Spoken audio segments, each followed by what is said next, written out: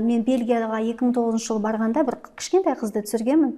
Сол қызды қазақ отбасы асырап алған, сосын тамақты көп жейді деп қайтадан балалар үйіне өткізіп тастаған. Ол кездегі Караван газетіне шыққан. Сосын мен Бельгияға барам, сол қызбен кездесем, жаңағы бельгиялық ата-анасы маған сол газетті көрсетті.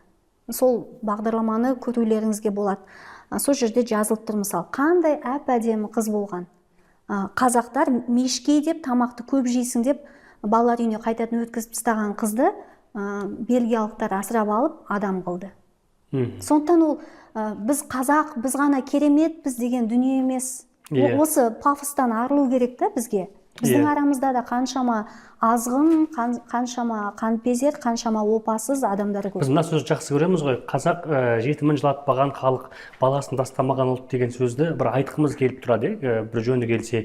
Егер қазақ сондай бекзада, қазақ сондай текті халық болса, осының